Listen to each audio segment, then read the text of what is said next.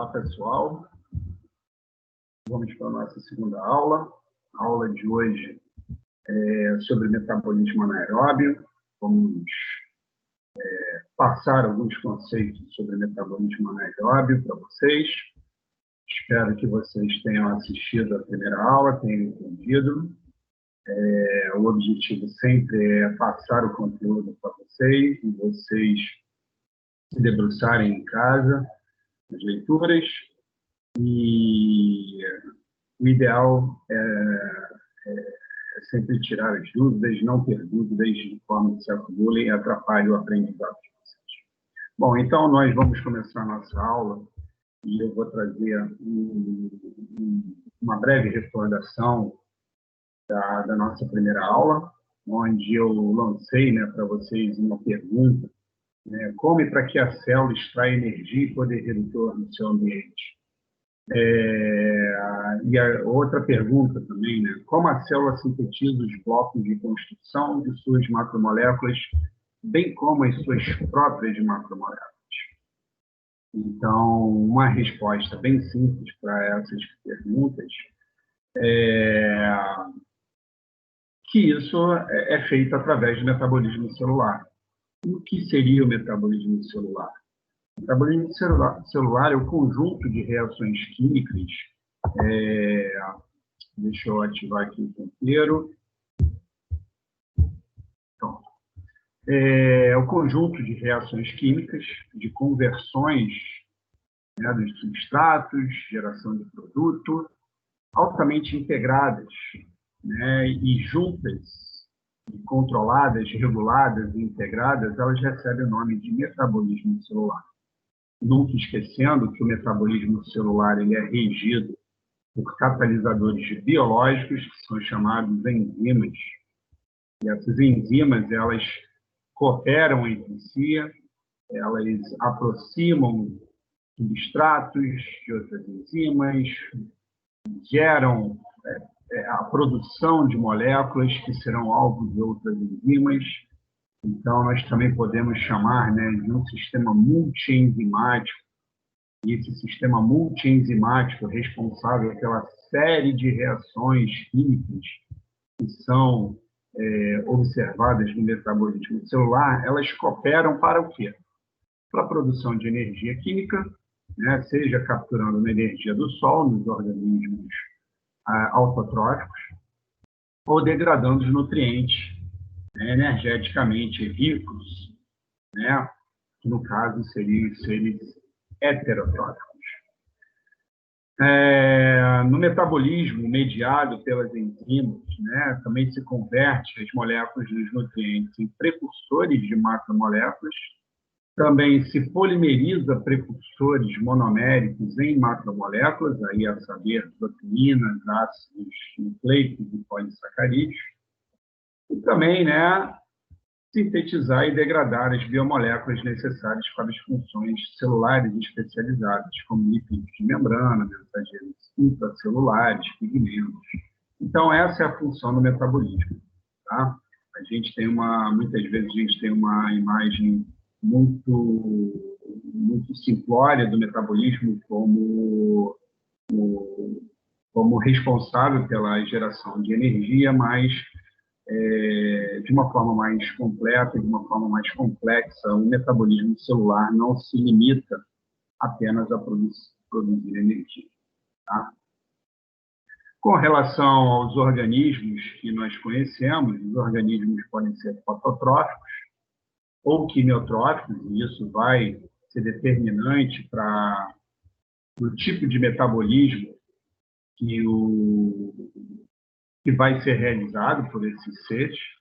Tá? Os organismos fototróficos, eles são os organismos, são chamados de autotróficos, são seres fotossintetizantes, que através da energia do Sol e de moléculas inorgânicas simples, como CO2 e água, os seres autotróficos eles produzem oxigênio e produtos orgânicos esses, que os heterotróficos vão consumir, assim como o oxigênio, e na forma de eliminação dessas moléculas, desses produtos orgânicos, vão ser eliminados na forma de CO2 e na forma de água. E esquecendo que os produtos orgânicos são aquelas moléculas, aqueles nutrientes, né, à base de carbono para ser molécula orgânica. Tá? E aí, esses produtos orgânicos aqui nós podemos entender como carboidratos, né, glicídios, proteínas, lipídios, ácidos nucleicos, todos esses produtos orgânicos pelos quais os heterotróficos buscam sobrevivência. Tá? Aqui ao lado nós temos um exemplo de como esses seres autotróficos são importantes. Nós temos na atmosfera o nitrogênio. Esse nitrogênio ele é convertido em amônia por alguns micro-organismos, né? Bactérias e arqueias, que são fixadores de nitrogênio. E, posteriormente, as plantas assimilam essa amônia e convertem essa amônia em aminoácidos. E esses aminoácidos eles podem fazer parte das proteínas dos vegetais, proteínas das plantas, ou ainda esses aminoácidos eles podem ser utilizados pelos animais quando se alimentam dessa matriz orgânica desse material, desses nutrientes que são os vegetais. Tá legal? E aí os animais, novamente, vão metabolizar os aminoácidos, e aí na metabolização dos aminoácidos vai liberar amônia. A saber, os aminoácidos nos animais, eles não podem ser armazenados, como os carboidratos são armazenados, né? A glicose é armazenada na forma de glicogênio, os ácidos graxos são armazenados na forma dos triglicerídeos. Os triglicerídeos podem, por si só, ser armazenados, né, nas gotículas de gorduras dos adipócitos, né, do tecido adiposo, mas os aminoácidos eles não podem ser armazenados. Quando os animais eles absorvem os aminoácidos, estejam eles livres ou estejam eles em proteínas, no caso das proteínas serão digeridas pelo sistema digestivo, né, e os aminoácidos livres, aminoácidos na sua forma simples, né, eles vão ser absorvidos pelas células intestinais, assim como os aminoácidos livres que a gente também ingere na nossa dieta vão ser absorvidos pelas nossas células intestinais, ganhar circulação, e aí uma vez as células dos nossos tecidos absorvendo esses aminoácidos, eles vão dar dois fins, né, dois destinos aos aminoácidos. O primeiro é a síntese de proteínas, né, de novas proteínas, para a realização de funções importantes para a célula, né, pode ser contração e outros tipos, né, de proteínas estruturais, enzimas, inclusive. Ou ainda esses aminoácidos eles vão ser utilizados para a produção de energia. E para produzir energia, esses aminoácidos precisam sofrer uma reação de desaminação oxidativa, e aí essa reação de desaminação oxidativa acaba liberando o grupamento amino, né, que estava no aminoácido, e aí o aminoácido fica só com a sua forma, que é chamada de alfa-cetoácido, né, que só tem carbono, hidrogênio e oxigênio, e o grupamento amino vai ser metabolizado pelo ciclo da ureia e vai ser eliminado, dependendo do sistema biológico que a gente estiver falando, vai ser eliminado na forma de amônia, ou na forma de ácido úrico, ou na forma de ureia. Né? No caso dos peixes, elimina na forma de amônia, no caso das aves, ácido úrico, e no caso dos animais mamíferos, é liberado na forma de ureia. Legal? Sempre entender também, quando a gente fala de metabolismo, é que as células elas estão em constante contato com o meio externo, seja esse meio externo qual for. Se a gente estiver pensando num ser unicelular, numa bactéria, numa levedura, num fungo ou num parasito, ele vai estar em contato com o ambiente externo, com o meio ambiente. Tá? Mas se a gente estiver pensando num organismo mais complexo, pluricelular, por exemplo, os seres humanos, as células sempre vão estar em contato com o meio que sempre vai estar sendo alterado, né? No caso do sangue, a matriz extracelular, o tecido. Então, as células sempre estão abertas, né? Porque, como a gente pode ver aqui, ó, células vivas e organismos são sistemas abertos. Não que eles sejam abertos, como se você abre uma porta, né, e aí entra tudo ou sai tudo. Não. né? As células são abertas, elas são flexíveis, né? Elas estão prontas para trocar matéria quanto energia com o meio ambiente. Eles estão em constante adaptação com o meio ambiente, né? Tendo em vista que o meio ambiente também está em constante mudança. Então, o que ocorre aí é que as células elas nunca atingem um equilíbrio. Legal? Então, com relação ao metabolismo, as células sempre vão responder prontamente ao ambiente em que elas se encontram. E esse meio ambiente, esse ambiente pelo qual as células estão inseridas, nos quais elas estão inseridas, elas está sempre sendo modificada. Tá? Bom,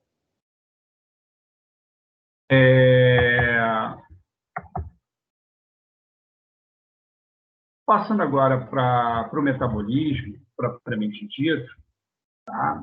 Eu vou fazer uma recordação sobre os tipos de metabolismo que nós vimos na nossa primeira aula, no nosso primeiro encontro.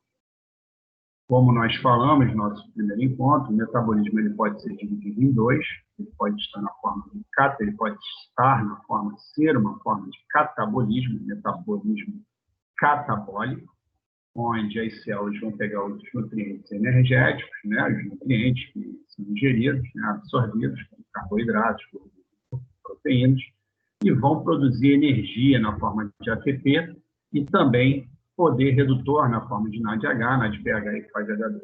Isso aqui é chamado de energia química. Tá?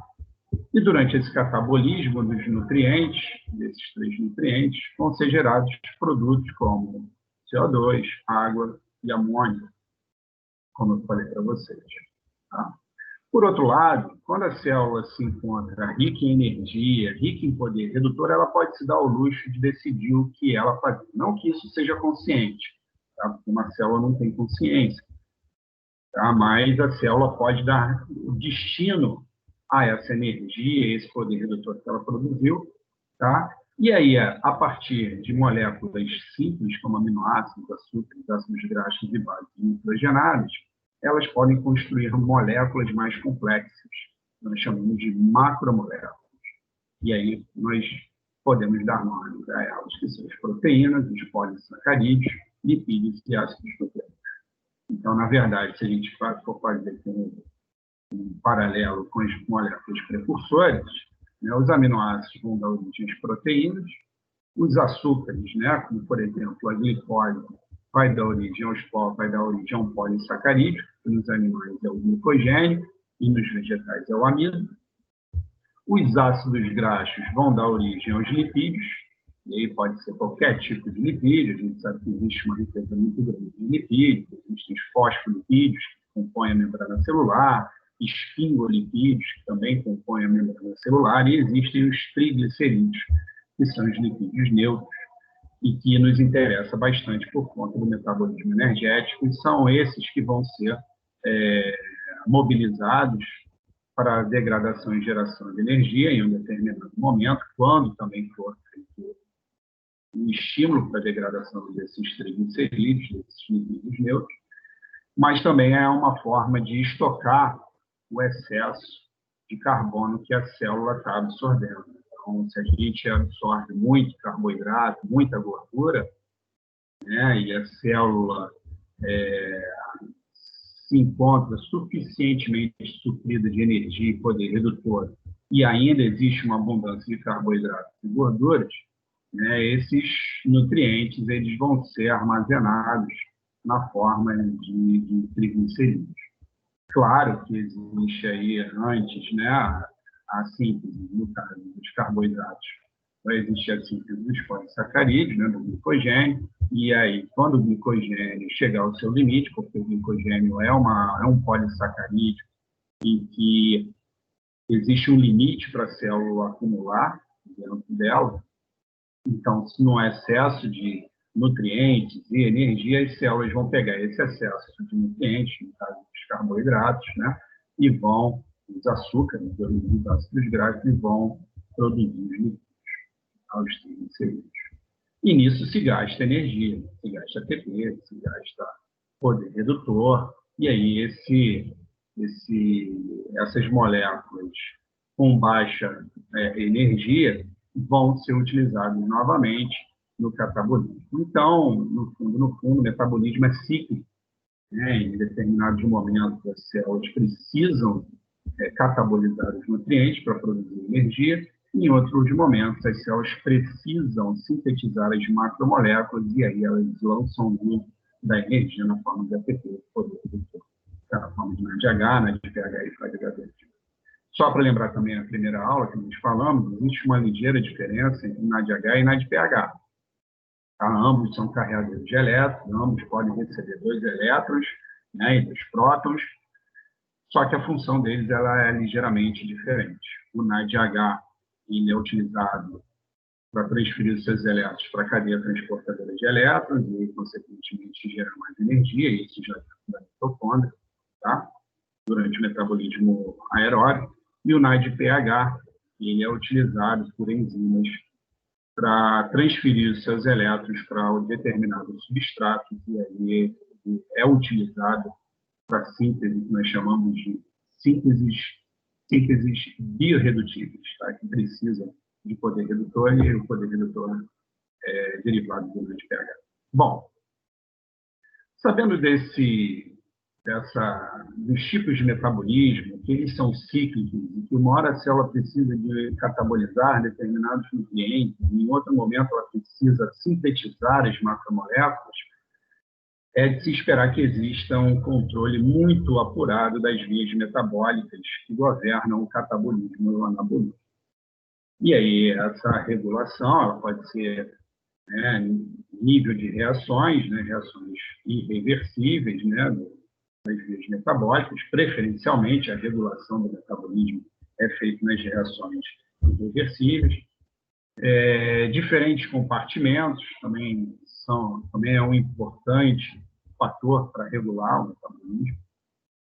Então, existem enzimas que se localizam em determinados compartimentos, mas o substrato está no citoplasma. Então, óbvio que essa via metabólica não vai ser processada. Uma vez que o substrato é transportado para o interior da mitocôndria, aí essa enzima vai encontrar seu substrato e vai dar início a uma via metabólica.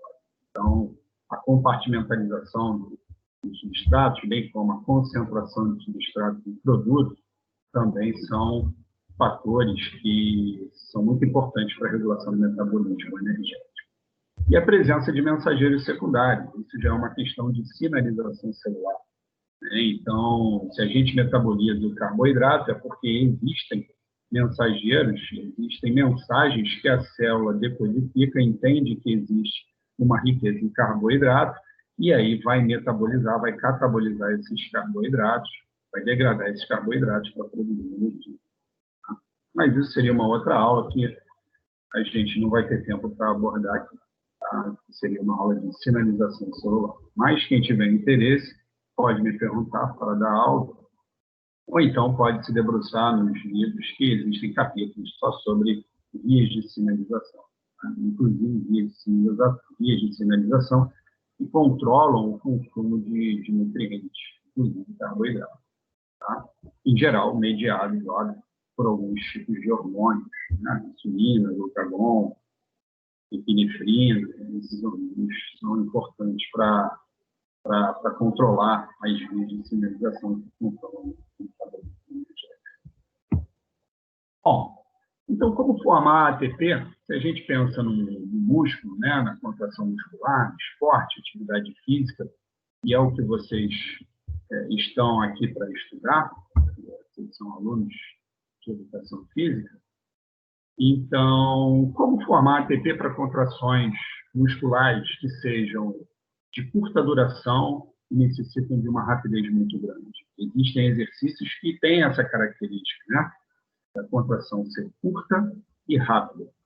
Por outro lado, também existem trabalhos, né, musculares, né, contrações musculares, em que elas são de efeito mais longo, né, mais duradouro, né, não precisam de tanta velocidade para gerar energia. Mas, no caso, hoje, como a gente vai abordar o metabolismo anaeróbico, a gente vai conversar um pouco, discutir um pouco sobre como a célula obtém energia na forma de ATP para a realização dessas contrações curtas e rápidas. Tá? Bom, aqui são os 3 tipos pelos quais o tecido muscular consegue gerar energia na forma de ATP, mas como a gente está abordando uma questão de contração curta e rápida, a gente tem que entender que nessas contrações curtas, nessas contrações musculares do músculo que requerem uma rapidez muito grande, a gente entende que deve existir uma explosão de energia de forma muito rápida para que os músculos consigam, né, utilizar essa energia para realizar as contrações em um curto espaço de tempo. Então, aqui nós temos 2 formas pelas quais os músculos conseguem obter essa energia. A primeira é através da transferência do fosfato da fosfocreatina, que é a fosfocreatina, né? Ela tem essa ligação fosfonidila aqui, uma ligação rica em energia. Quando se quebra essa ligação aqui, se gera energia para impulsionar alguma outra reação, algum outro trabalho, alguma outra função na célula. No caso, para a contração muscular, a fosfocreatina, né, ela vai transferir, quando tiver esse grupamento fosfato aqui quebrado, vai liberar energia, e essa energia que é liberada é suficiente, né, para que esse fosfato seja transferido para a molécula de ADP, gerando assim ATP. Essa reação é catalisada por uma enzima chamada de creatina quinase. Essa enzima é uma enzima muito importante no músculo, inclusive ela é um marcador de dano muscular, de lesão muscular. Então, quando se faz um exercício físico e tem uma lesão no músculo, um dano muscular, é comum, né, através do exame de sangue, a gente monitorar a presença da atividade dessa enzima no sangue. Então, se a atividade dessa enzima aumenta depois de uma atividade física no sangue, é característico de uma lesão muscular. Tá? Então, uma vez produzido ATP, a partir da transferência do fosfato rico em energia da fosfocreatina para o ADP, esse ATP pode ser prontamente utilizado no processo de contração. Mas o interessante é que, ao mesmo tempo que o ATP é utilizado na contração e gera ADP, esse ADP pode ser também rapidamente convertido em ATP por esse mesmo sistema, que nós chamamos de sistema fosfocreatina, ou, né, do inglês, o sistema CP. Sistema CP, sistema creatine phosphate. Tá? Então, essa enzima é muito importante porque ela alimenta o músculo com ATP, né, sendo que os precursores desse ATP são o ADP e a fosfocreatina. No caso da fosfocreatina, o fosfato rico em energia, né, é o elemento que é importante. Bom, óbvio que esse sistema, né, ele não está aberto, é um sistema fechado. Uma vez a fosfocreatina transferindo seu fosfato rico em energia para o ADP, formando ATP, é gerado creatina, e essa creatina ela é convertida a fosfocreatina com um ATP proveniente da mitocôndria, o ATP que é produzido pelo processo de respiração celular. Então, a fosfocreatina ela é, né, posteriormente ao seu esgotamento, ela vai levar aí uns 3, 5 minutos para ela ser regenerada novamente. Legal? Um outro sistema para geração de ATP em tecido muscular, né, em uma atividade física de um curto espaço de tempo, é através do metabolismo anaeróbio, glicose, tá? Que a gente chama de glicose, mas não que essa transferência aqui da fosfocreatina não seja parte de um processo anaeróbio, porque a gente pode ver que não existe presença de oxigênio.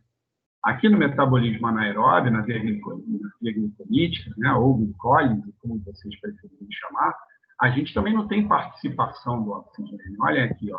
Você tem glicose, tem o NAD+, tem o ADP e fosfato inorgânico.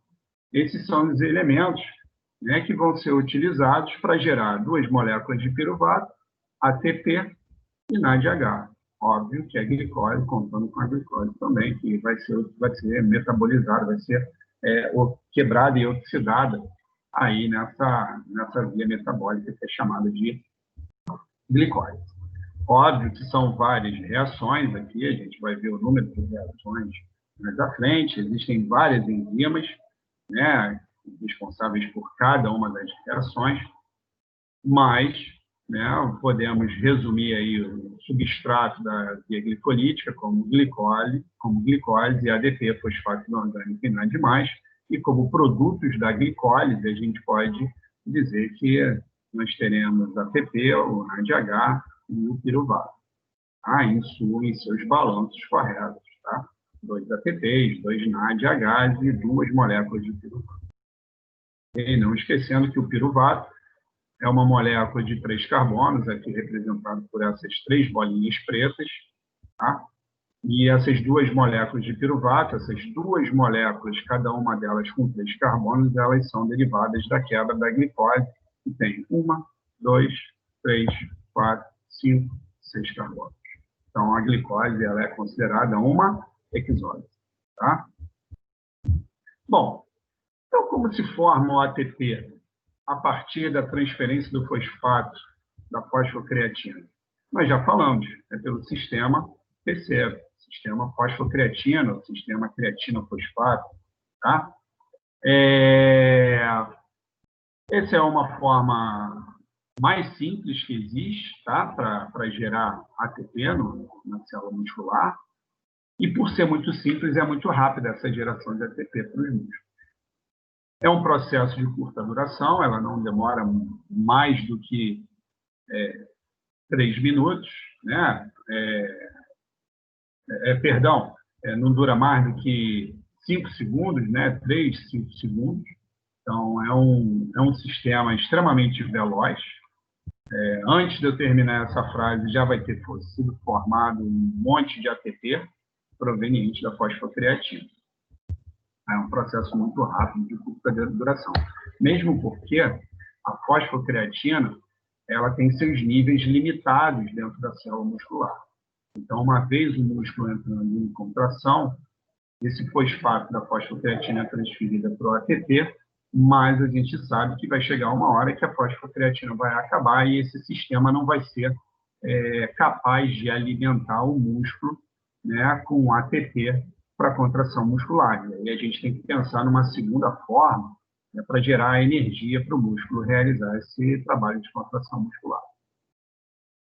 Bom, então, como nós já falamos, é um sistema que envolve a transferência de um fosfato e sua energia de ligação para o ADP, tá? Gerando ATP, prontamente utilizável pelo músculo. A quebra e regeneração do ATP são simultâneas, como eu falei no slide anterior, né? Da mesma forma que se quebra o ATP é regenerado por conta, né, desse sistema de transferência do fosfato da fosfocreatina para o ADP.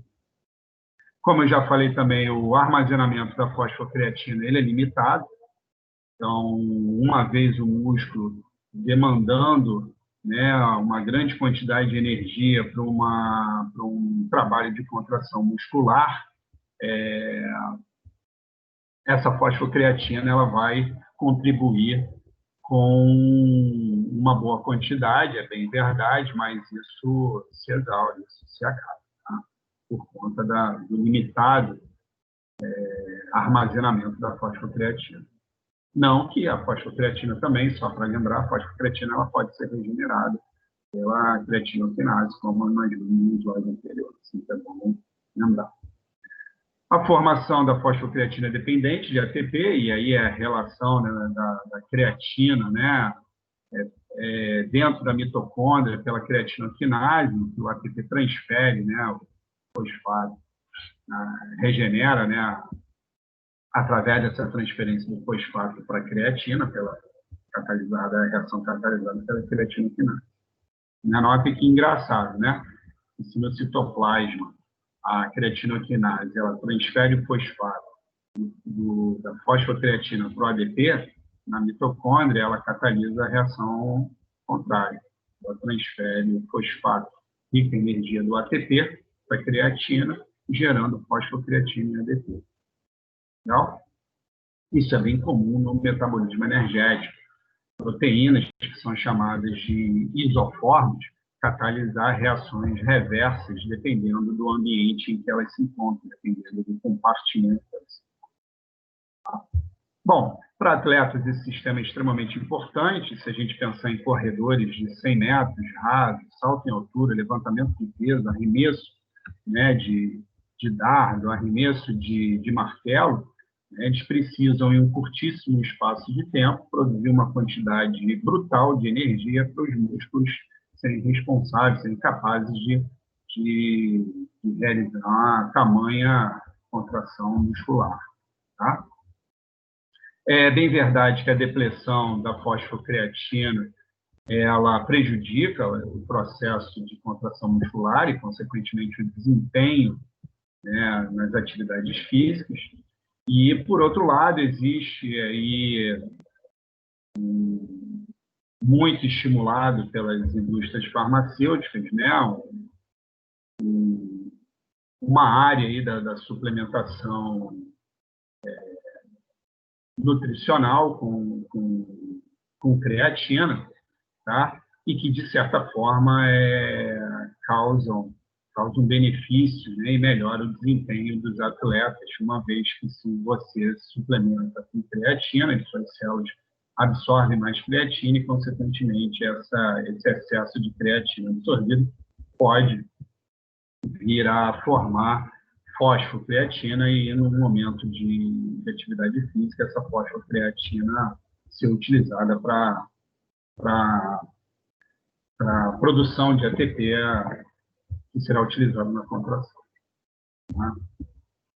Então, é muito comum, vocês verão nas academias, muita gente fazendo suplementação com creatina para melhorar o desempenho nas atividades físicas realizadas. Bom, aqui é um gráfico onde mostra que a quantidade do metabólito, aqui no caso ATP, aqui fosfocreatina, e no caso aqui são, né, vias metabólicas, né? A glicólise, né, metabolismo anaeróbio, aqui o metabolismo aeróbio, e aqui a lipólise, né, que é a degradação dos triglicerídeos, a quebra dos triglicerídeos, gerando, assim, glicerol e ácidos graxos, e tanto o glicerol como os ácidos graxos vão poder ser utilizados para a geração de energia. O que a gente pode ver é que o ATP, o pool intracelular, né, natural, que o tecido muscular consegue reter, né, acumular no seu interior, ele é rapidamente degradado, né, no início logo da atividade física. A fosfocreatina, né, ela é em seguida degradada, e essa degradação aqui é devido ao seu uso, né, a liberação do fosfato da fosfocreatina para o ADP. Como eu falei para vocês, a fosfocreatina, os músculos têm um armazenamento, né, limitado da fosfocreatina. Então, notem que a fosfocreatina acaba, né, ela se exaure em torno de 7 minutos de atividade física. Posteriormente a esses 7 minutos, ela tem a necessidade de ser regenerada, como a gente também já abordou essa questão. Mas notem que, quando a fosfocreatina, à medida que ela vai se acabando, vai sendo utilizada, vai sendo consumida, existe o crescimento de uma outra forma de obter energia, que é através do metabolismo anaeróbio, que a gente vai ver mais na frente.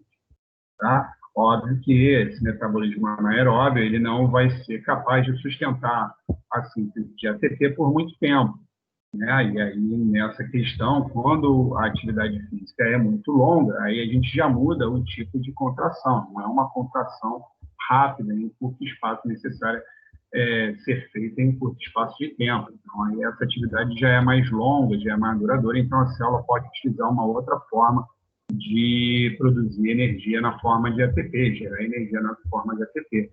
E aí a gente já entra com o metabolismo aeróbio, a lipólise também pode ser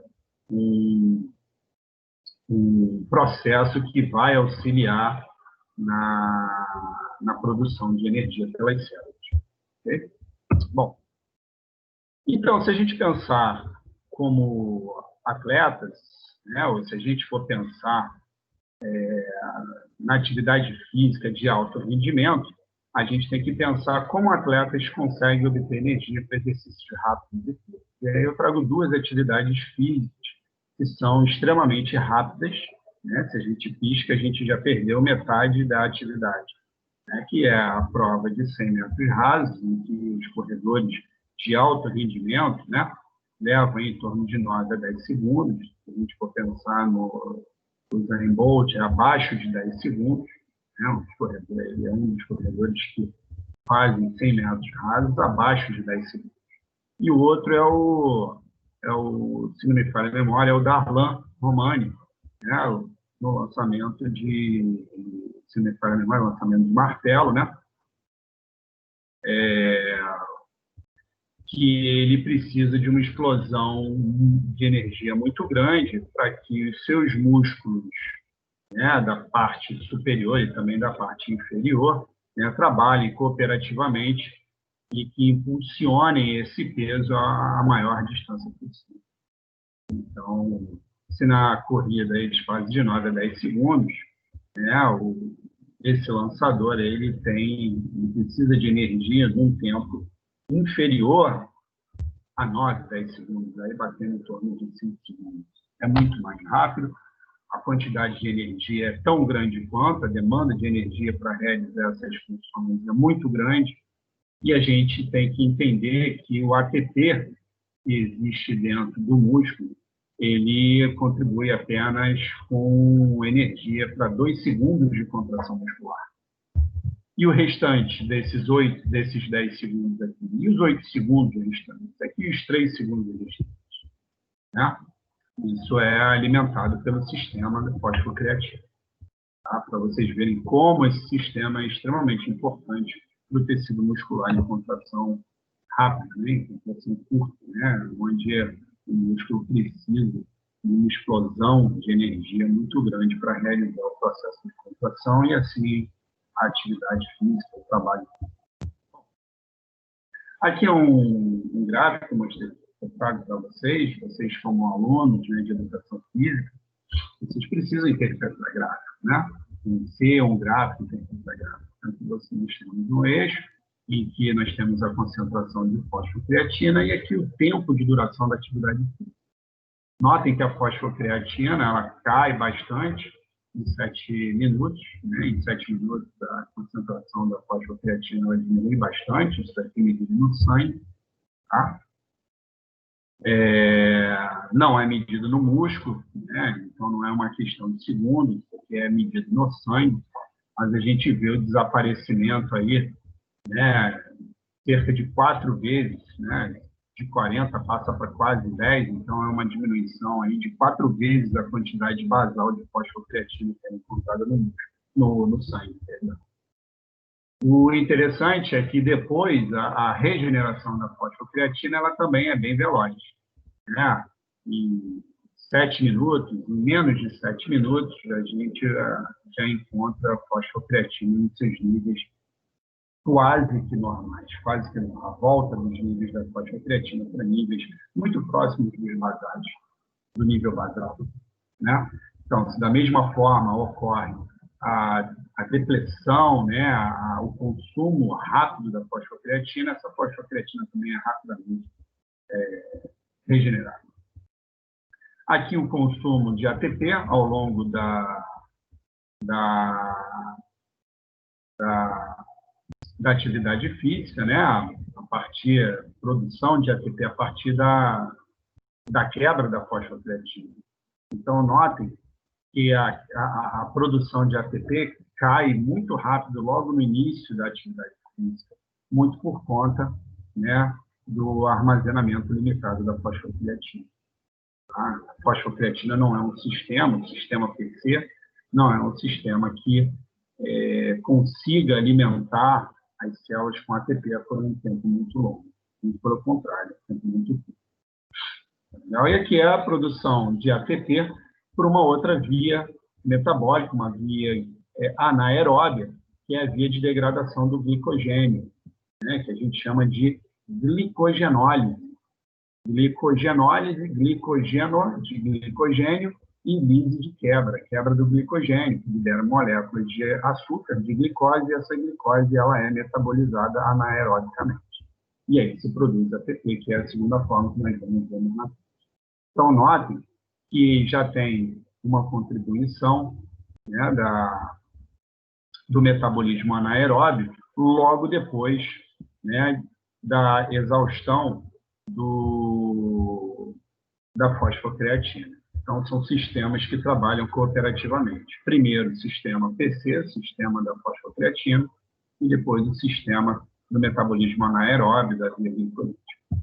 Bom, sobre a via glicolítica, que também pode ser chamada de glicólise, também pode ser chamada de via Embden-Meyerhof, né? Embden, né?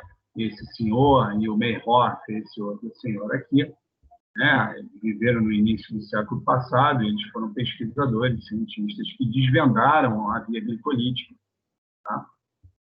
E a via glicolítica, a glicólise, né? Via glicolítica ou glicólise, ela foi a primeira via metabólica a ser totalmente elucidada. Tá? Também é considerada a via central do metabolismo dos glicídios. O que eu quero dizer com isso? Qualquer glicídio que exista, quando ele for metabolizado, ele vai convergir para algum ponto da via glicolítica. Então, os glicídios, sejam eles quais forem, eles serão convertidos, né, para intermediários da via glicolítica, para intermediários da glicose. E, a partir daí, seguirão a via glicolítica, como nós vamos ver que ela é, como ela é. Tá? Para muitos tecidos, é a única fonte de energia, eritrócitos, né? As hemácias, né? As hemácias não têm mitocôndrias, então elas têm que produzir energia de alguma forma. E a forma pela qual as hemácias produzem energia é a glicólise. Tá? E as hemácias são chamadas também de eritrócitos. A medula renal, né, os rins, né, a parte mais central da medula do rim, ela utiliza muito a via glicolítica, né, muito por conta da diminuição da vascularização ali, e aí, né, o aporte de oxigênio é menor, e por essa razão as células utilizam o metabolismo anaeróbio para gerar energia. As células reprodutivas, né, porque elas precisam nadar rapidamente, as células reprodutivas masculinas, elas precisam nadar rapidamente, né, para encontrar e fertilizar o óvulo, então precisam de uma explosão de energia, e isso é produzido, né, pelo metabolismo anaeróbio, pela glicose.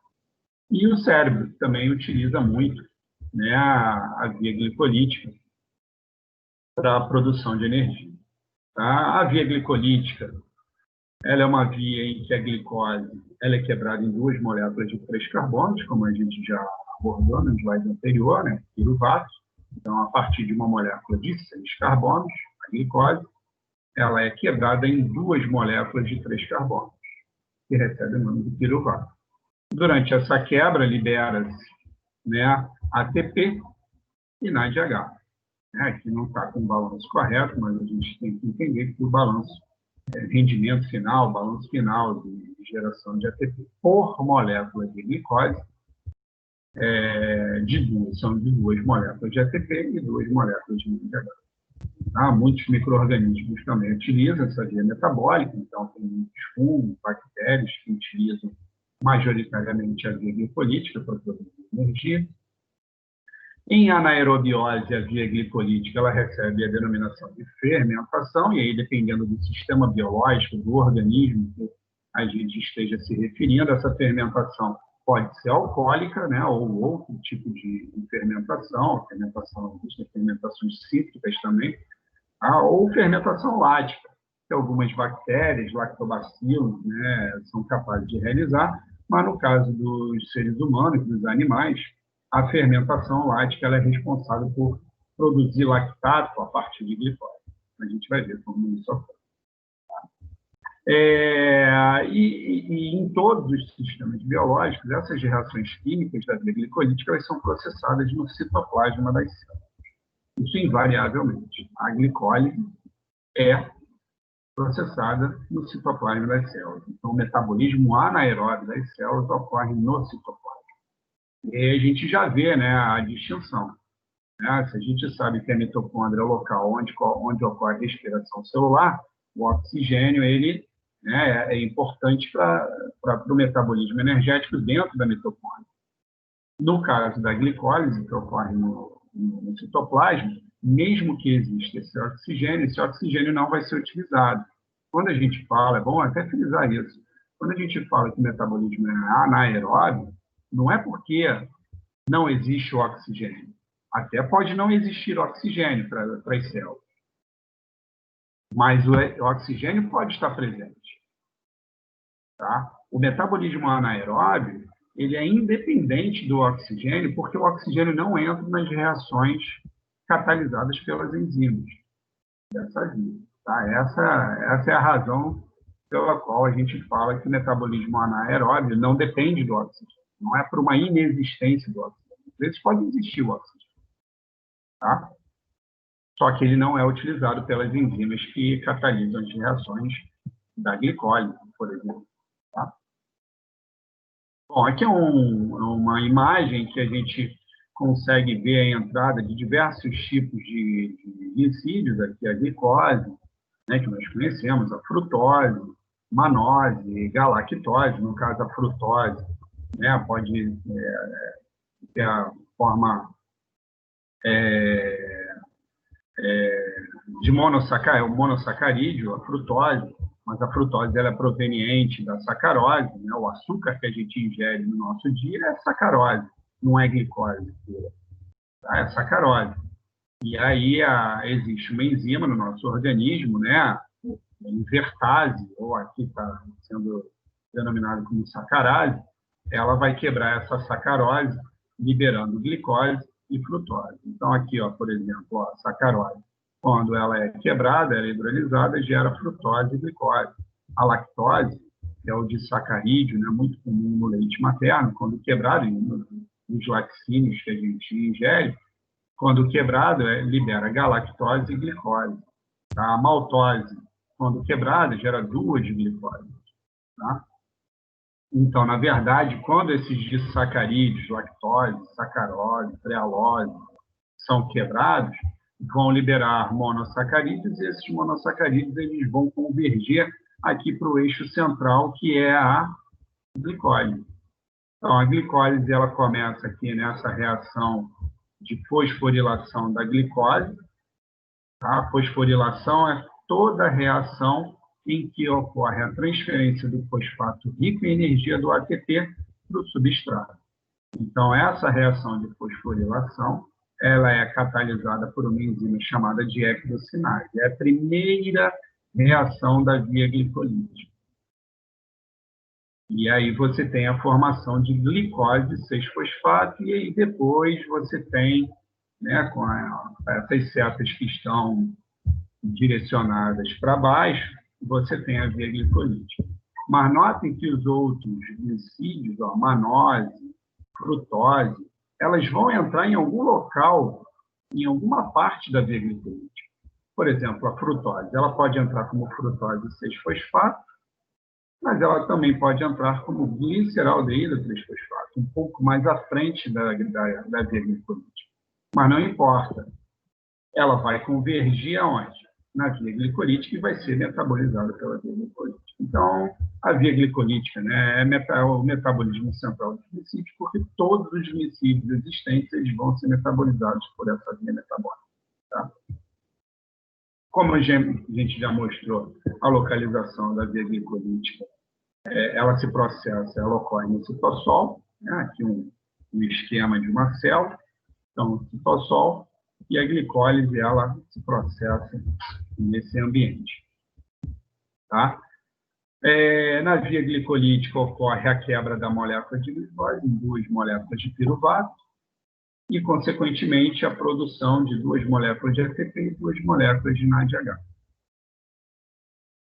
A glicólise ela pode ser dividida em duas etapas, uma etapa em que a gente chama de fase de gasto, né? A fase de investimento, onde a célula usa duas moléculas de ATP para tornar as moléculas energeticamente favoráveis e assim funcionar as reações do metabolismo, toda aquela questão lá de termodinâmica, da primeira, né, lei da termodinâmica, né, que é das enzimas, da questão de moléculas poderem, né, as moléculas poderem ser convertidas em produtos, e muitas vezes essas reações têm um ΔG positivo, outras reações têm um ΔG negativo, e que o somatório dessas reações tem que ter um ΔG negativo para que o fluxo da via metabólica seja permitido. Então, aqui nós temos a primeira fase, em azul, né, marcada em azul aqui, a primeira fase da via glicolítica, onde a glicose, aqui na primeira reação, ela é fosforilada, né, pela hexocinase, gerando glicose 6-fosfato. E aqui com gasto de uma molécula de ATP. Depois, essa glicose 6-fosfato ela é isomerizada, a frutose 6-fosfato, e aí essa frutose 6-fosfato ela é novamente fosforilada. Ela ganha mais energia aqui, tá vendo? E forma frutose 1,6-bisfosfato. Essa reação é catalisada por uma enzima chamada de fosfofrutocinase 1. Então, aqui vocês estão vendo o número, né, dentro desse círculo, número 1, número 2, 3, 4, e aqui são os nomes das enzimas. Então, a primeira reação é catalisada pela hexocinase, a segunda reação por uma isomerase, a terceira pela fosfofrutocinase, a quarta reação por uma aldolase, e essa aldolase já causa a quebra da frutose 1,6-bisfosfato em gliceraldeído 3-fosfato e de hidroxiacetona fosfato. Tá? Esses intermediários metabólicos aqui, eles são isômeros, então a dihidroxiacetona fosfato ela pode se isomerizar em gliceraldeído 3-fosfato, e aí na segunda etapa da via glicolítica, olhem que legal, já começa com 2 moléculas de gliceraldeído 3-fosfato. E aí essas 2 moléculas de gliceraldeído 3-fosfato vão passar por reações consecutivas até gerar piruvato. Nessas reações aí que a gliceraldeído 3-fosfato vai sofrer, né, vai gerar outros intermediários, tá? E essas reações também vão gerar produtos interessantes e importantes para a via glicolítica, como, por exemplo, o NADH e a ATP. Como essa segunda fase da via glicolítica, né, a fase de geração de energia, ela é iniciada com 2 moléculas de gliceraldeído 3-fosfato, tudo que for gerado nessa segunda fase vai ser duplicado. Então, o NADH vai ser duplicado, vão ser 2 moléculas de gliceraldeído. E no caso do ATP, vão ser 4 moléculas de ATP. Só que o balanço final da via glicolítica, a gente sabe que é o quê? São 2 ATPs, porque é um balanço, né, do que foi produzido e do que foi consumido.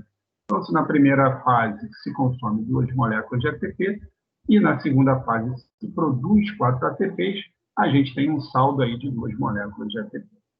Tá legal?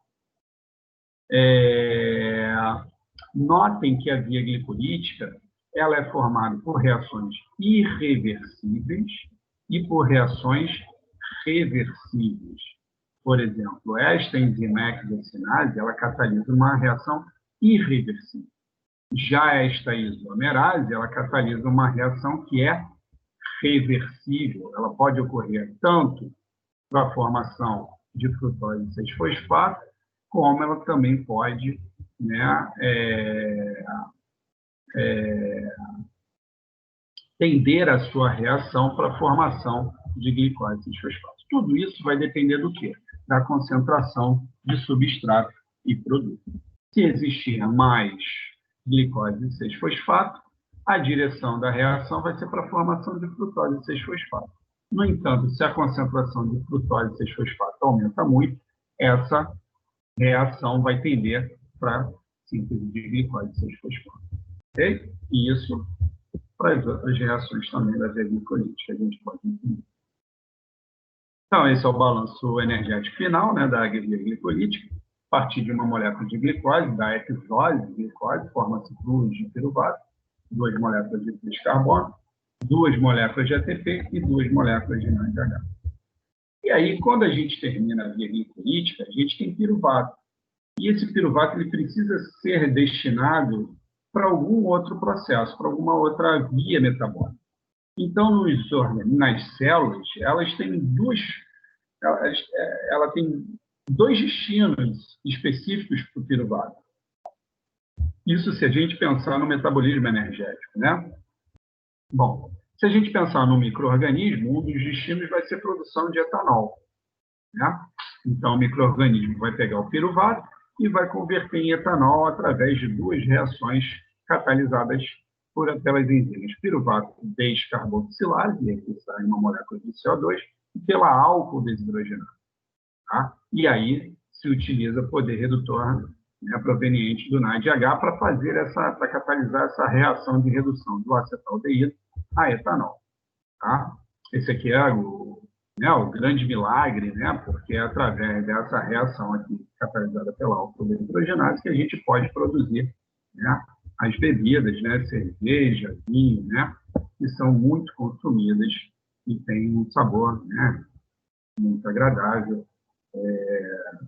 Mas isso é coisa particular, né? Bom, isso é o que ocorre no micro-organismo, mas a gente não pode esquecer que muitos micro-organismos, né, são utilizados com funções biotecnológicas. Então, por exemplo, existem indústrias, as indústrias sucroalcooleiras, o que elas fazem? Elas utilizam o açúcar proveniente da cana-de-açúcar e o micro-organismo para converter a glicose em etanol. Então, esse é um processo que é chamado de fermentação alcoólica.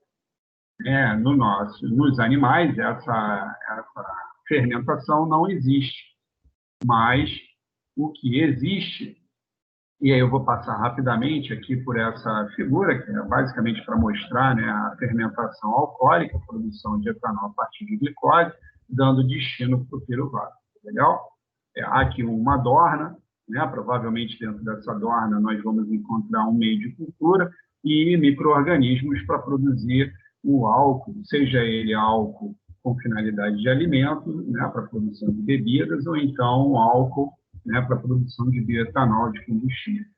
Então, é o mesmo processo. É praticamente o mesmo processo de fermentar, é o mesmo processo de fermentação alcoólica.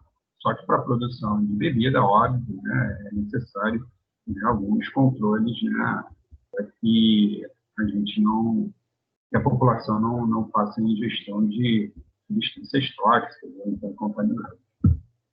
Aqui são alguns tipos de fermentação, eu vou passar, depois vocês podem ver na casa de vocês, né? Mas aqui eu vou só destacar a fermentação alcoólica, que a gente acabou de falar, e a fermentação homolática, onde a hexose, a glicose, pode ser transformada em lactato. Isso é uma coisa que ocorre não somente em micro-organismos, como bactérias, lactobacilos, mas essa fermentação lática também ocorre no tecido muscular.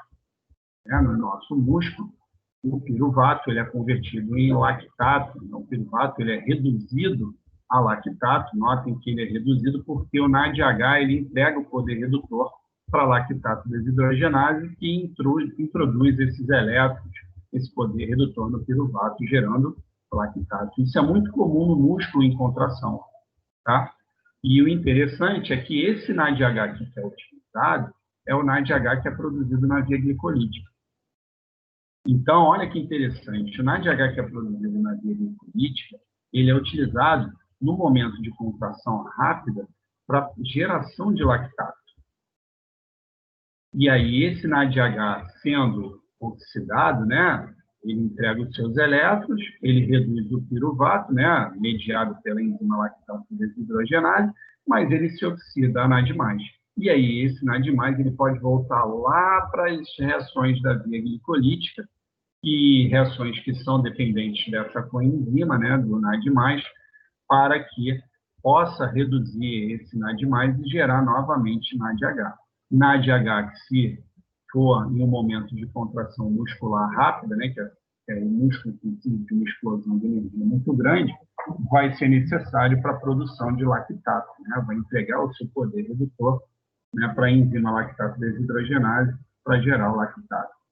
É um mecanismo muito inteligente né, e que permite a alta velocidade, um alto fluxo dessa via metabólica. Então, se por um lado a via glicolítica, o metabolismo anaeróbio, tem um rendimento energético muito baixo, esse baixo rendimento energético, essas duas moléculas de ATP que eu estou falando, que eu estou chamando, né, de baixo rendimento energético, ela é compensada pela velocidade da via metabólica, tá? Que é uma via metabólica muito rápida, muito veloz. Okay?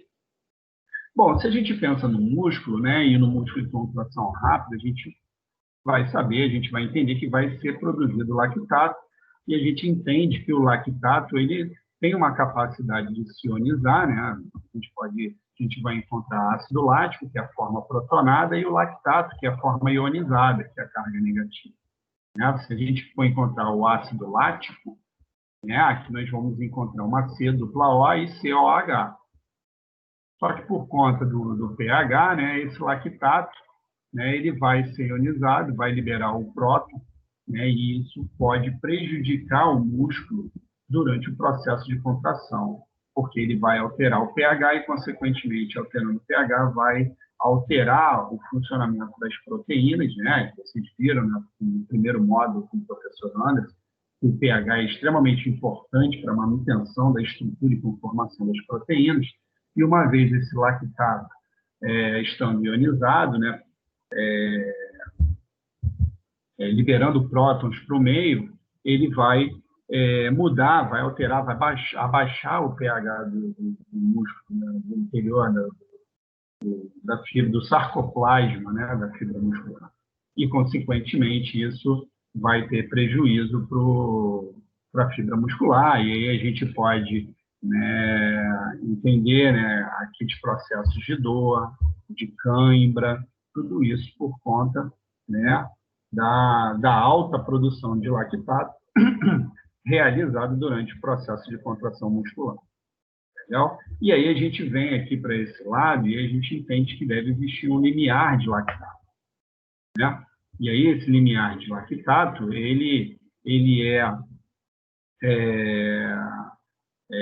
é causado por quê? Por níveis de oxigênio baixo, pela glicólise acelerada, né? Então, quanto mais rápida, quanto maior o fluxo da via glicolítica, mais lactato vai estar sendo produzido. Se existe pouco oxigênio nas fibras musculares, né, o metabolismo que as fibras musculares vão realizar vai ser um metabolismo anaeróbio. A gente entende que o metabolismo muscular ele vai depender, né, de acordo com a necessidade. Então, se estiver em repouso, não é contração rápida. Não é uma contração em um curto espaço de tempo. Então, em repouso, o músculo vai utilizar um determinado metabolismo. Em atividades físicas, e dependendo da atividade física, esse músculo, essa fibra muscular, vai o quê? Utilizar ou não o oxigênio. Tá? O recrutamento de fibras de contração rápida, né, também contribui para o limiar de lactato, e aqui é um outro conceito muito importante, não sei se vocês já tiveram isso em alguma outra disciplina, mas é sabido que nós temos músculos, fibras musculares de contração rápida e fibras musculares de contração lenta. E o tipo de metabolismo que essas fibras musculares realizam é distinto. Então, uma fibra muscular de contração rápida é para realizar atividades musculares, né, contração rápida em um curto espaço de tempo. E aí a gente já viu que o tipo de metabolismo que essa fibra vai entregar para a geração de energia é o metabolismo anaeróbio, né, o sistema PC, o sistema, né, da via glicolítica. E isso vai interferir, obviamente, no quê? No limiar, na produção de lactato. Tá? E também o que interfere nesse limiar de lactato é a taxa de remoção do lactato. Então, se a gente entender, se o lactato uma vez que o lactato é produzido, ele vai provocar, né, alguma, vamos chamar assim, alguma toxicidade para as células.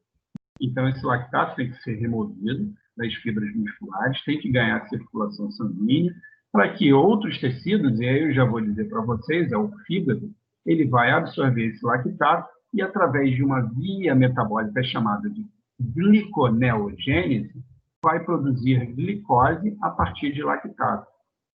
E aí essa glicose é novamente liberada, né, no sangue pelas células do fígado, pelas células hepáticas. E isso a gente chama de ciclo de Cori, que é o lactato que é produzido pelo músculo, ele ganha circulação sanguínea, e aí na circulação sanguínea as células musculares absorvem esse lactato e através da via gliconeogênese produz glicose a partir do lactato. E aí essa glicose ganha circulação e essa glicose pode ser novamente absorvida pelo músculo, caso o músculo ainda tenha, né, uma necessidade de produção de energia para contração muscular. Tá? Então, aqui, indo para essa outra imagem, a gente vê a glicólise, a glicólise produz NADH, esse NADH, né, vai ser utilizado pela lactato desidrogenase para a produção de lactato. Tá?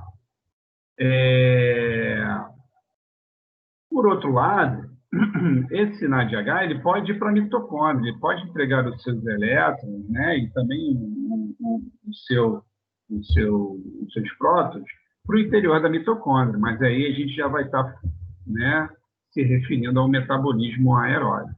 No caso de um metabolismo anaeróbio, nós vamos ter a fermentação lática ocorrendo no sarcoplasma das fibras musculares. Tá? E notem que curioso, passando agora para esse gráfico, olha só que interessante. É um gráfico em que a gente tem nesse eixo a concentração de lactato e aqui nesse eixo o percentual de VO2 máximo. O que é o VO2 máximo? É o consumo de oxigênio. Então, quanto maior o consumo de oxigênio, olha o que acontece com o lactato. Ele aumenta brutalmente a concentração dele. Então, à medida que a carga de exercício aumenta, existe o quê? Um aumento da produção de lactato pelas células musculares. Okay? E qual a relação, né, desse VO2 máximo? Vocês podem estar perguntando, mas qual a relação de VO2 máximo com a atividade física? Porque quanto maior a atividade física, quanto mais intensa é a atividade física, maior vai ser o consumo de oxigênio. E a gente pode ver isso nitidamente por esse gráfico. Aqui o VO2 máximo, o consumo de oxigênio, e aqui a taxa de trabalho em watt, né, mensurado por watt. Então, quanto maior, né, a carga de trabalho realizada pelo músculo, maior é a concentração, né, de oxigênio consumido. Então, quanto maior também a concentração de oxigênio consumido, quanto maior é a carga de trabalho, aqui representada pelo VO2 máximo, maior é a produção de lactato. Ok? Para vocês verem a importância do lactato para a atividade muscular. E é claro que essa concentração de lactato, a regeneração de lactato, o limiar de lactato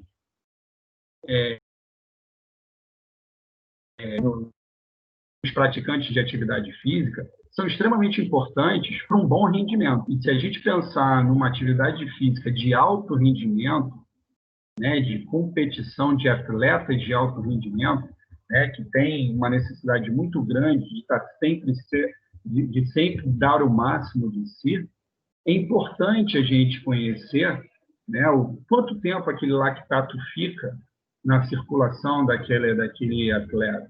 Quanto tempo leva para remover o lactato, para regenerar a glicose a partir do lactato, né?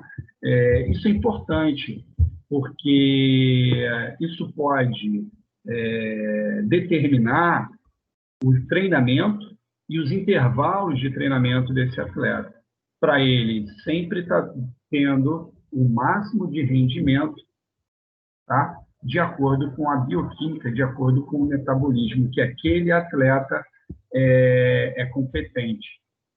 Tá? Então, é muito importante ter esse conhecimento, né, bioquímico para um maior e melhor aproveitamento de rendimento, de desempenho na atividade física dos atletas.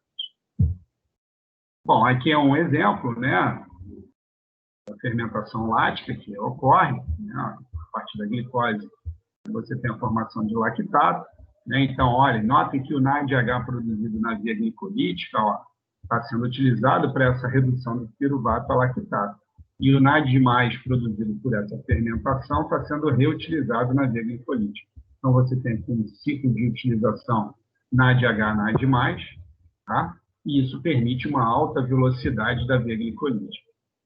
Imaginem se esse NAD+, aqui não fosse utilizado na via glicolítica, ou se, por exemplo, esse NADH não fosse utilizado na fermentação lática. Ia faltar NAD+, para a via glicolítica, e a via glicolítica ia travar. E aí o músculo não iria conseguir produzir energia para a realização do trabalho, da contração muscular. Aqui eu coloquei 2 exemplos, aqui o Usain Bolt, né, um velocista, né, de prova rápida, de prova de 100 metros raso, corre menos de 10 segundos, então ele utiliza o sistema fosfocreatina e também o sistema da glicose. E aqui é um outro exemplo, né, já mais voltado para o reino animal, para vocês verem que também não é uma característica dos seres humanos. E aqui eu tenho um crocodilo, né, e se vocês já viram Animal Planet, ou se vocês já tiveram uma curiosidade, crocodilos são, né, animais que podem atingir facilmente 4, 5, 6 metros de comprimento, né? Podem pesar aí 1 tonelada, e eles, para se alimentar, eles precisam dar um bote, né, na presa que vai até o lago, né, até o rio, para beber água. Então, eles vêm nadando submersamente, né, de forma muito devagar, e eles surpreendem a presa que está bebendo água devido à velocidade do seu bote. Mas se vocês já tiveram a oportunidade de ver isso no Animal Planet ou no YouTube, vocês vão ver que caso falhe esse bote, caso o crocodilo não consiga pegar a presa, ele não vai atrás, ele não corre atrás.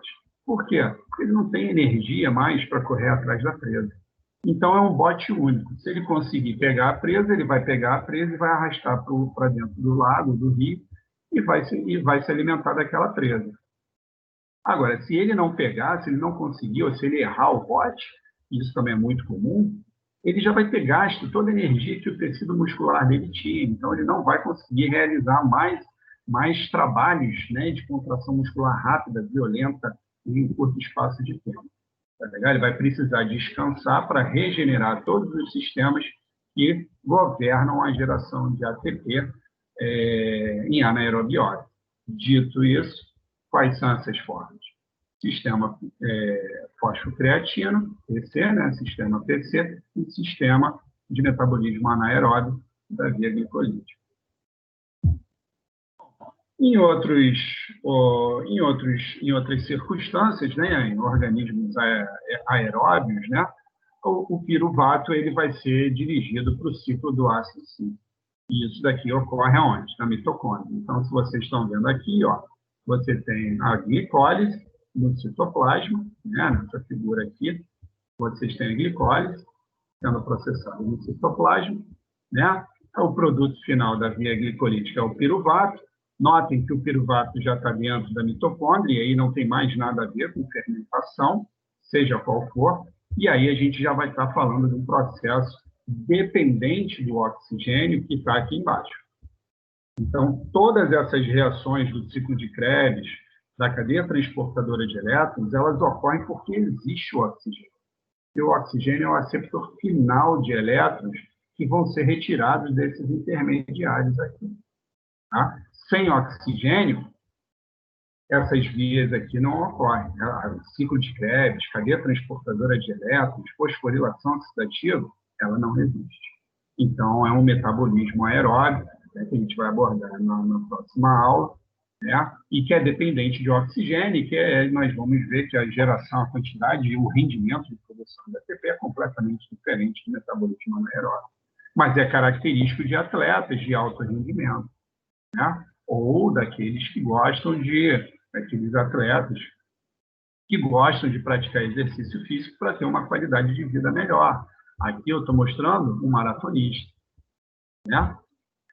Um maratonista, ele tem fibras musculares completamente diferentes das fibras musculares do do Usain Bolt, que é um corredor de prova rápida. Né? O Usain Bolt tem o quê? Fibras musculares rápidas. Né? Um maratonista não tem fibra muscular só rápida.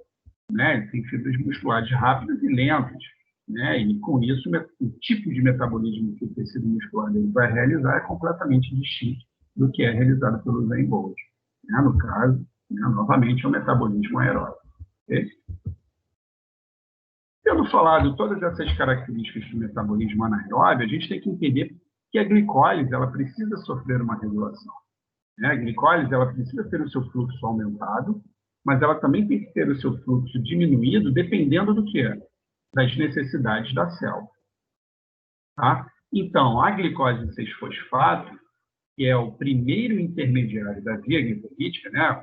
Mostrei para vocês a glicose, ela é fosforilada, né, pela enzima hexocenase, e aí ela é convertida em glicose 6-fosfato. Ela tem alguns destinos no interior da célula. Um deles é a geração de ATP, através da via glicolítica. Outro destino é a geração de NADPH e de pentóses fosfatadas. Isso aqui já é através de uma outra via metabólica, chamada de via das pentoses, ou shunt das pentoses. É uma via extremamente importante, porque gera NADPH, e aí, num próximo momento, a gente vai entender por que esse NADPH é extremamente importante para as células, e pentoses fosfatadas que são importantes para a síntese de nucleotídeos. E nucleotídeos são importantes para a síntese dos ácidos nucleicos, DNA e RNA. E também, né, a glicose 6-fosfato ela pode ser utilizada para a recomposição dos níveis de glicose no sangue.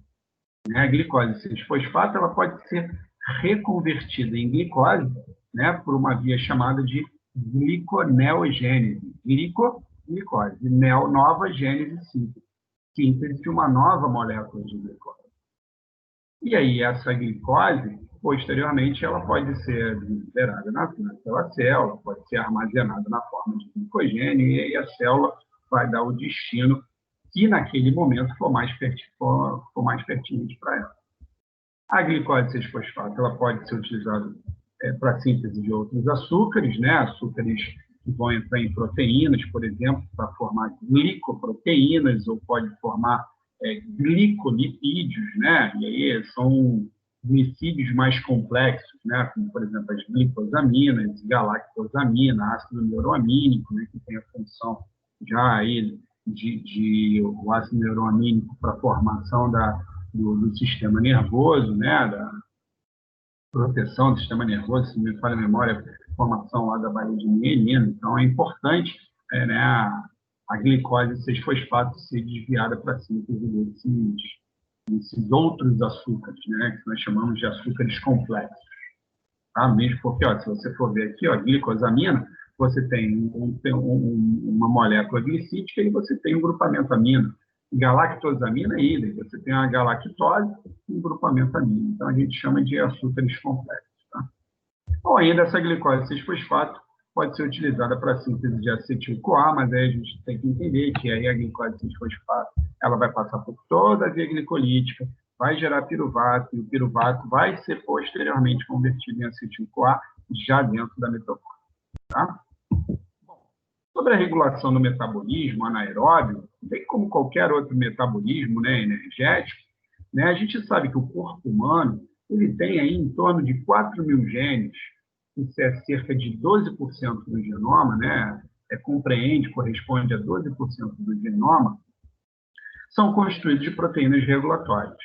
E quando a gente fala de proteínas regulatórias, são proteínas que podem ser receptores, seja receptores de membrana, né, ou receptores citoplasmáticos, fatores de transcrição que vão lá no DNA induzir a transcrição de genes ou reprimir a transcrição de genes, e também proteínas sinases. No entanto, o que é mais importante a gente entender é que todas essas proteínas regulatórias, muitas delas, elas são controladas pela concentração de energia e concentração de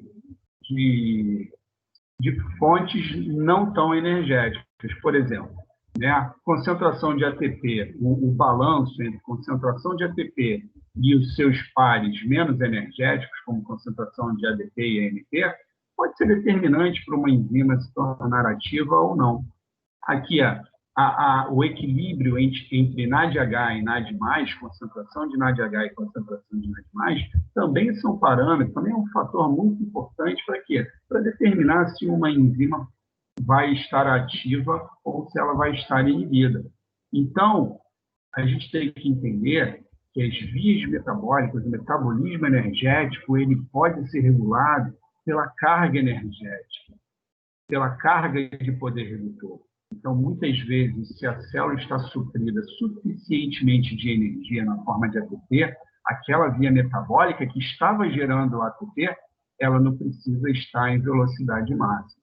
Ela pode ser regulada negativamente, diminuir o seu fluxo e, consequentemente, diminuindo a produção de energia. Por quê? Porque a célula já tem energia suficiente na forma de ATP. E a mesma coisa com relação aos carregadores de elétrons, né? Por exemplo, NADH e NADPH. Bom, isso aqui é uma visão geral da via glicolítica aqui, né, marcada em vermelho. Então, aqui nós temos a glicose 6-fosfato, e aqui embaixo nós temos o piruvato. A via glicolítica ela é regulada por 3 enzimas, em 3 pontos. Né? A primeira, ela é regulada na primeira reação da via glicolítica, catalisada pela hexocinase, né, que converte glicose em glicose 6-fosfato. O outro ponto de regulação da via glicolítica é a catalisada pela enzima fosfofrutacinase 1, que converte a frutose 6-fosfato em frutose 1,6-bisfosfato. E o terceiro e último ponto de regulação da via glicolítica é a reação catalisada pela piruvato-cinase, que converte fosfenolpiruvato em piruvato. Notem que são reações irreversíveis. Tá? Então, essas enzimas elas só trabalham em uma direção.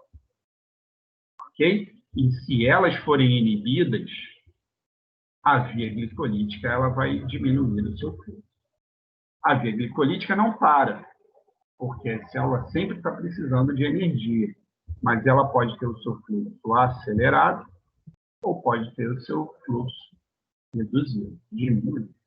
Tá legal? Então, esses são os 3 pontos, né? E, inclusive, eu sugiro a vocês a lembrarem, né, a guardarem, estudarem esses 3 pontos de controle aqui da via glicolítica. As outras reações são importantes, óbvio, né, tem a sua importância, mas o que eu gosto e que eu peço para os alunos entenderem e memorizarem são os pontos de controle da via glicolítica. Bom, a via glicolítica ela é regulada nesses 3 pontos que eu falei para vocês, né? Na reação catalisada pela hexocinase, na reação catalisada pela fosfofrutacinase e na reação catalisada pela piruvato-cinase. Mas existe uma etapa que ela é chamada de etapa comprometedora. O que isso quer dizer? É uma reação que, quando regulada positivamente ou negativamente, ela vai influenciar os outros pontos de controle da via glicolítica. E esse ponto, essa etapa comprometedora é a reação catalisada pela enzima fosfofrutacinase. Então, aqui nós temos a reação da fosfofrutacinase, né, frutose 6-fosfato sendo convertido em frutose 1,6-bisfosfato. Essa é a etapa comprometedora da via glicolítica? Sim, é. E dependendo se essa reação, se essa enzima estiver mais ativa, as outras enzimas estarão mais ativas também. Se esta enzima estiver inibida, as outras enzimas estarão também inibidas. E a gente vai entender por que isso acontece agora. Bom, como a gente pode ver nesse esquema, nessa reação, o que a gente vê com esse círculo vermelho e com essa cruz aqui, com esse X, é o metabólito que inibe a enzima. E quando nós vemos um círculo com um triângulo, um círculo verde, né, com um triângulo verde no meio, nós vamos encontrar os metabólitos que ativam a enzima. Então, o ATP e o citrato, eles inibem a fosfofrutacinase. Já o AMP, o ADP e a frutose 2,6-bisfosfato são ativadores da fosfofrutacinase. Como funcionam esses inibidores e esses ativadores? Vamos imaginar uma enzima. Vamos imaginar, por exemplo, uma bola, né? Uma bola em que, se você ligar o ATP ou o citrato a essa bola, ela vai perder a sua função. Por outro lado, se ligar AMP, ADP ou frutose 2,6-bisfosfato a essa bola, ela vai ganhar mais uma função. Tá? Então, nós temos aí um controle que nós chamamos de controle alostérico. Todo controle alostérico é um controle realizado por metabólitos que, quando se ligam na enzima, tá? Quando se ligam na estrutura da enzima, na estrutura da proteína, vão realizar, vão induzir alterações estruturais nessa proteína, né? Vão induzir mudanças conformacionais na estrutura da proteína, permitindo que a proteína fique mais ou menos ativa. Tudo vai depender de quem? Do ligante. Se o ligante, no caso da fosfofrutocinase, né, for o ATP e o citrato, eles vão inibir a enzima. Eles vão se ligar à enzima e vão inibir a enzima. Se for AMP, ADP ou frutose 2,6-bisfosfato, eles vão ativar a fosfofrutocinase. Isso a gente consegue ver nesses gráficos aqui, ó. Aqui a atividade fosfofrutocinase e aqui o substrato, frutose 6-fosfato. Então, quando tem baixos níveis de ATP, olha como a atividade da enzima aumenta rapidamente. Quando, por outro lado, quando tem altas concentrações de ATP, essa atividade, olha, ela demora muito mais para chegar lá no alto, chegar no topo, para ficar uma atividade alta. Isso significa o quê? Que a alta concentração de ATP, que o ATP em abundância está se ligando na enzima, está causando mudanças conformacionais nessa enzima, nessa proteína, e com isso fazendo com que ela fique menos ativa. Então, ó, altos níveis de ATP sinalizam o quê? Uma alta carga energética. E aí a célula pode diminuir o fluxo da via glicolítica para ela não precisar produzir mais energia, não precisa gastar mais nutrientes. Tá? Mas isso ocorre quando a célula está no momento em que ela já está suprida suficientemente de energia. Tá legal? Em outros casos, caso ela não esteja, né, com altos níveis de ATP, a enzima vai funcionar como se ela tivesse aqui, ó, com a ADP e a AMP ligando na enzima e ativando essa enzima, aumentando a atividade. E aqui nesse outro gráfico a gente vê a função, né, a relação da frutose 2,6-bisfosfato. Essa frutose 2,6-bisfosfato não é o intermediário da via glicolítica, tá? O intermediário da via glicolítica é esse aqui, ó, frutose 1,6-bisfosfato. A gente vai ver como se produz essa frutose 2,6-bisfosfato. Mas essa frutose aqui, 2,6-bisfosfato, ela é um ativador da fosfofrutocinase. Nota que a atividade da enzima, da fosfofrutocinase 1, ela aumenta rapidamente na presença do seu ativador alostérico. Quando o ativador alostérico não está presente, ó, esse sinal de menos significa que não tem. Então, quando não tem esse ativador, olha como demora, né, para a enzima se tornar ativa, para aumentar a atividade da enzima. Precisa de um monte, né, de um caminhão de substrato para aumentar a atividade da enzima. Ok? Isso também tem uma relação com o KM, né, da enzima, né? Se você tem um ativador alostérico, ele vai diminuir o KM da enzima. Diminuindo o KM da enzima significa o quê? Precisa de pouco substrato para a enzima se ligar a esse substrato, para ela reconhecer esse substrato. Isso são propriedades da cinética enzimática que vocês devem ter visto, né, um pouquinho lá no primeiro módulo. Tá legal? E de onde vem a frutose 2,6-bisfosfato? A frutose 2,6-bisfosfato ela é produzida por uma enzima que a gente chama de enzima bifuncional. Essa enzima bifuncional ela tem dois donores. Tá? Vamos imaginar uma enzima que tem dois lados. De um lado, ela produz a síntese da frutose 2,6-bisfosfato, né? Aqui é a enzima que tem dois lados. Um lado, ela é PFK2, fosfofrutocinase 2, E aí ela produz frutose 2,6-bisfosfato. E no outro lado, ela quebra a frutose 2,6-bisfosfato em frutose 6-fosfato. O legal disso tudo é que essa enzima bifuncional, essa enzima que tem dois lados, ela é controlada por fosforilação. E de onde vem essa fosforilação? O que é essa fosforilação? Como é essa fosforilação? A fosforilação, como eu já falei para vocês, é nada mais nada menos do que a transferência de um fosfato rico em energia do ATP para a proteína. Então, esse fosfato rico em energia do ATP ele é transferido para a proteína. Olha, nota o fosfato aqui. O ATP ele vai ser convertido em ADP. Quando ele transfere esse fosfato, ele passa a ser o ADP. E a proteína, a enzima, antes, sem fosfato rico em energia, ela passa a ter esse fosfato, né, que a gente chama de enzima. A proteína está fosforilada, a enzima está fosforilada. Só que essa fosforilação ela muda a função da proteína. Aqui nessa enzima bifuncional, quando ela não está fosforilada, o lado que vai sintetizar a frutose 2,6-bisfosfato está ativo. E quando a enzima está fosforilada, o lado que vai gerar a frutose 2,6-bisfosfato vai estar o quê? Inibido.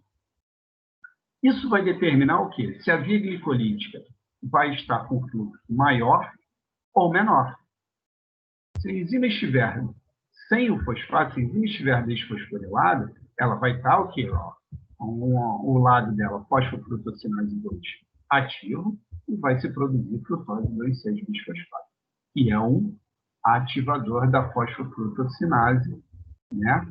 Enzima lá da via glicolítica, acelerando a via glicolítica. Agora, se essa enzima estiver fosforilada, a fosfofrutossinase 2, que sintetizaria o ativador da via glicolítica, vai estar inibido. Então, não vai ter a síntese desse ativador. Logo, não tendo a síntese do ativador alostérico da fosfofrutossinase 1, a via glicolítica vai estar num fluxo mais reduzido, vai estar sendo inibida. Tá? Como a gente está falando de uma enzima bifuncional, ela tem um outro lado.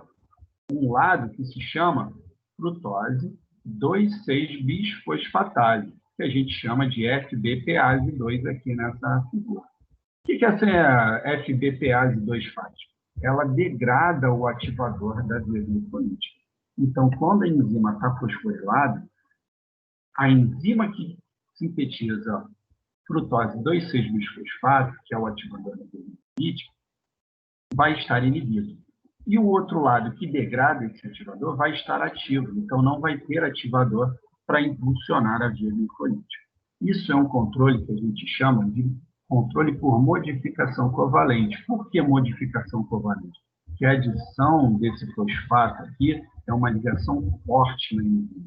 Ela só é removida da enzima por ação de uma outra enzima regulatória chamada de fosfatase. Então, no metabolismo energético, a gente vai ouvir muito falar de sinases e fosfatases. Ok? Sinases fosforilam e fosfatases desfosforilam. No entanto, tanto sinases como fosfatases, elas podem tanto ativar enzimas como podem inibir enzimas. Nesse caso aqui, a gente tem um exemplo bem interessante. A enzima bifuncional, um lado da enzima, quando está desfosforilado, está ativo, e o outro está inibido. Quando ela está fosforilada, isso muda. O lado que estava ativo passa a estar inibido, e o lado que estava inibido passa a estar ativo. Aí, com isso, você vai ter aqui a diminuição do ativador da via glicolítica, que vai provocar o quê? A inibição da via glicolítica. E quando tem muito do ativador, muito da frutose 2,6-bisfosfato, você vai estimular a via glicolítica. Tá? Como eu falei para vocês, a etapa comprometedora vai acabar influenciando o quê? Os outros pontos de controle. E aqui a gente vê nitidamente isso. Aqui, nessa reação de frutose 6-fosfato a frutose 1,6-bisfosfato, é catalisada pela fosfofrutossinase 1, que é a etapa comprometedora. Se essa enzima estiver inibida, Vamos imaginar uma parede aqui no meio desses dois metabólitos. A frutose 6-fosfato não vai conseguir passar. Então, ela vai se acumular, e uma vez se acumulando, ela vai ser convertida em quem? Em glicose 6-fosfato, porque esta reação é reversível. Uma vez aumentando os níveis de glicose 6-fosfato, a própria glicose 6-fosfato, que é o produto da reação da enzima hexocinase, vai provocar a inibição dessa enzima. Então, a glicose, que antes estaria sendo convertida em glicose 6-fosfato, não mais será. Por quê? Porque a glicose 6-fosfato é um inibidor alostérico da hexocinase. E, por ser um inibidor alostérico, inibe a enzima e impede que a glicose seja fosforilada em glicose 6-fosfato. Mais um ponto em que vai fazer com que a via glicolítica diminua a sua velocidade, que a via glicolítica fique inibida. Tá? Isso aqui é o que eu estava falando. O controlador alostérico ele se liga na enzima e provoca o que? A mudança conformacional dela. Tá?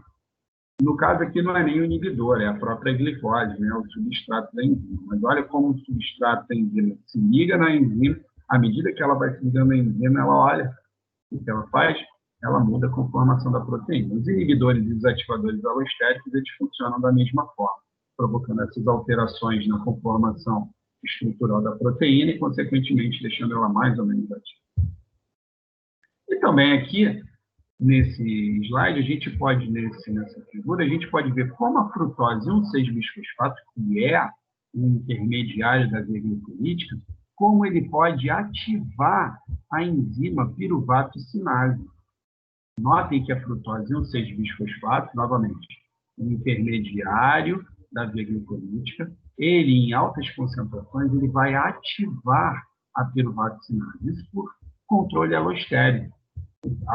Esse ativador, a frutose 1,6-bisfosfato, vai aumentar sua concentração, vai se ligar na enzima e vai deixar a enzima mais ativa.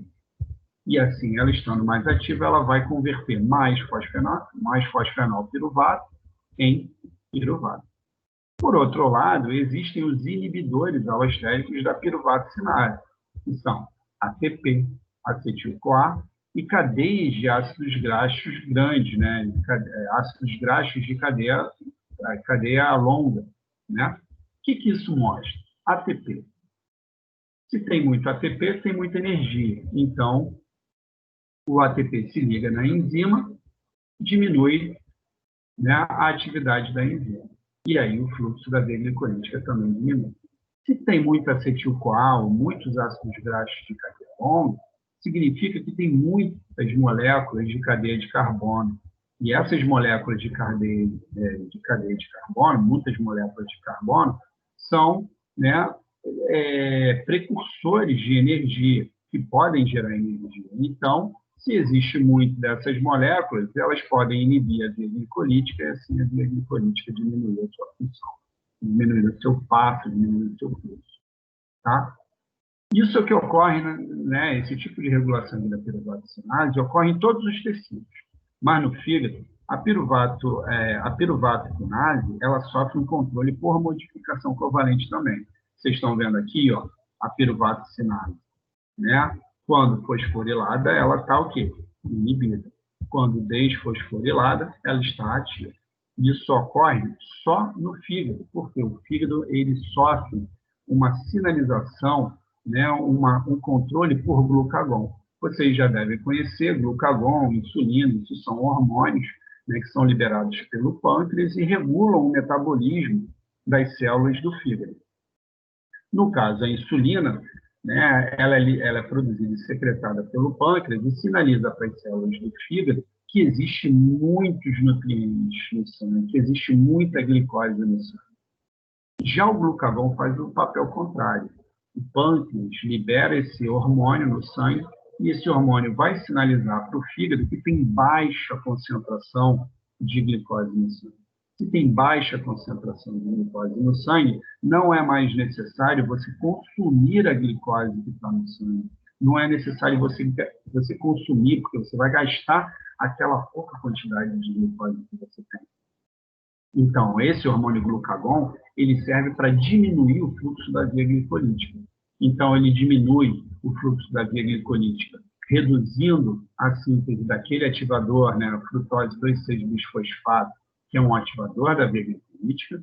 Então, o glucagon ele ativa uma via de sinalização que vai provocar o quê? A fosforilação daquela enzima bifuncional. E uma vez aquela enzima bifuncional estando fosforilada, ela vai estar o quê? Inibida para a síntese da frutose 2,6-bisfosfato, o ativador da via glicolítica. E, por outro lado, o lado da enzima bifuncional que degrada a frutose 2,6-bisfosfato vai estar ativo. Com isso, ela reduz o fluxo da via glicolítica. Mas, no entanto, no fígado, o glucagon ele também gera a mesma via de sinalização que faz com que a piruvato-sinase se torne fosforilada e, consequentemente, inibida. Tá?